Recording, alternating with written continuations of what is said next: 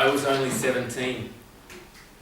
Days old when United States astronaut Neil Armstrong walked into immortality. It was the 20th of July 1969 when he descended down the steps from Apollo 11, and in doing so became the first man to walk on the moon. This time, when he took those first steps,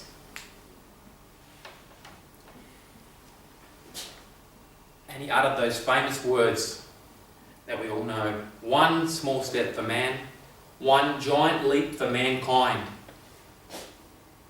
This was a defining moment in the history of the 21st century. A moment that captured the imagination of the whole world. It was estimated that over 500 million people watched or listened to that event live. Now, in 1969, there was only 3.5 billion people on this planet, about half of what there is now. So that means, by basic mathematics, that 1 in 7 people stopped what they were doing, put down their pen and pencils in the office, put down their tools in their workshop, and focused in on this event that was happening some 400,000 kilometres away. That was what mankind thought of space travel at that particular time. And that is what I want to talk about today. I want to talk about our fascination for space and space travel. Why is it that we have such a desire to know more about this subject, and why is it that we pursue these objectives with a lot of endeavour? Well, let me tell you, there are a number of things which we are all born with. We have innate characteristics. Some of these characteristics we share amongst us. We all have them to different degrees.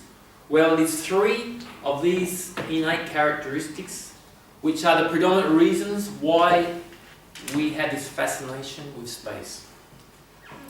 Now, the first one is a simple thing called curiosity. Everyone, I think, knows what I mean by that. It is what makes us, when we're driving along the road and there's a mountain and you're looking at the mountain, and at some point you'll come to a question will come in your mind like, I wonder what's on the other side of that mountain. It's just something natural that happens. How is this related to space? Well, maybe it's obvious. I'm sure in the summer a lot of you have been in the park with your friends, maybe laying in the grass chatting, maybe having a few beers, and at some point you'll be laying there just not saying much, not doing much. Maybe it could be the evening, and you'll be looking up at the stars thinking what a beautiful night. And at some point you'll be thinking about what is out there. It's just our natural tendencies. The second innate characteristic that we all have inside of us is what is called, it's a wow-wee moment. Now you're probably wondering what I mean by that. What I mean is that we all have this desire to do things, to build and to make things, which other people will then look at later and say, wow-wee, did you do that? Wow-wee. Now, let me explain further, to give you some perspective maybe. Think of the Romans. Actually, think of the Egyptians, that's even better. 2,500 years ago, they created the pyramids in Giza. These huge structures, which at that time in history, we think now that what an amazing achievement that was. Not only were they huge, but they've lasted now 3,000 years to the current day.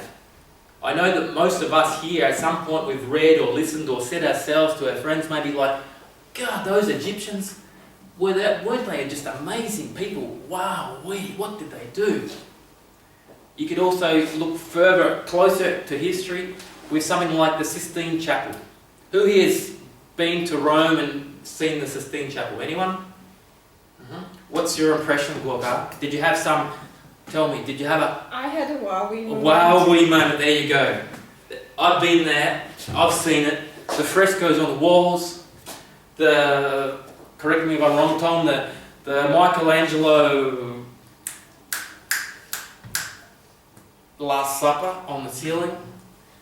This is wow, you just can't help but be amazed by what they did at such a long time ago. It's just amazing. How does this apply to space, you may ask? Well, space travel is quite new. So we haven't had so many wow, moments yet. But in the future, probably the International Space Station, that's somewhere out there on the outer zones of space. It's sitting there accommodating tens of astronauts for years at a time. This is an amazing achievement. Perhaps the people in the future will say, those guys in the 21st and 20th century, they built that. Wow, The third innate characteristic, the one in here, is that characteristic that we all have, that is, we want to be the best. We want to be first. Now, a lot of you in the room today might think, well, I don't need to be the best or first. I'm happy just to sit back in the pack and not make a lot of noise or whatever. But, we all have a little bit of that in us. At some point in our lives, we all want to be the best and be the first. Look back to the first civilization 60,000 years ago when man was in Africa. At some point they decided they want to leave Africa and start exploring whatever was out there. Well, part of that is curiosity, which we've already covered. But there's also that inner characteristic just to get out there and be the first to explore whatever was out there. Then throughout time, every century since, there's been achievements. There's been the guys that sailed the seven seas looking for new continents. There's the guys that these days that race to the North and the South Pole just to be the first to put the flag in to say, I was the first. In the 50s, who was the guy that went to the top of Everest? What was the reason? He wanted to be the first to be on the top of the world. Well, in terms of space travel, maybe it's quite obvious. There's only so many things left we can do in the world these days. Most of the easy stuff's already been conquered. So, we have the last frontier. It's all out there for everyone to achieve. So those are the three main characteristics of why we have this fascination with space.